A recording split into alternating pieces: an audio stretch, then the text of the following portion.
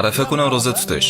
Payg'ambarimiz u haqida aytadilarki, men umid qilamanki, u oldingi va keyingi yilgi gunohlarga kaforat bo'ladi. Ya'ni Alloh Arafa kuni tutilgan roza sabab oldingi va keyingi yilgi gunohlarni yuvib tashlaydi.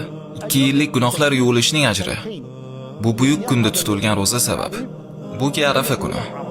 Tabiiyki bu hajdan tashqari, lekin hajda ham tutish joiz. Arafa kuni hajda roza tutish joiz. Afzali esa roza tutmaslik. Payg'ambarimiz sollallohu alayhi vasallamga ergashish uchun. Chunki u zot hajda Arafa rozasini tutmas edilar.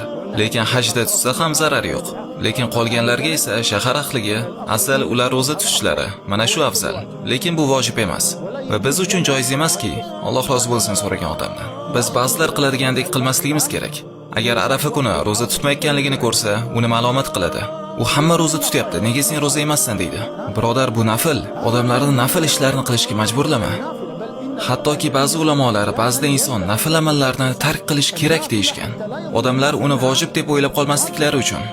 Inson boshqa bir insonni Alloh unga shart qilmagan ishni qilishga majburlashi mumkin emas. Bularning bari nafl amallar. Arafa rozasi, Ashuro rozasi, Shavvol oyidagi 6 kun roza. Ba'zi odamlar nega Shavvolda roza tutmayapsan deb ma'lumot qilishadi. Odamlarni mustahab amallarni tark qilganlari uchun ma'lumot qilish joiz emas. Lekin inson odamlarga eslatishda muammo yo'q.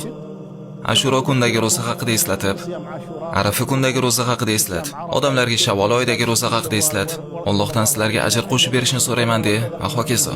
Lekin sen odamlarni ma'lumot qilishing, xuddiki u munkar ishlardan nimadir qilganday. Bu joiz emas rostdan. Bu ishlarda mubolag'a.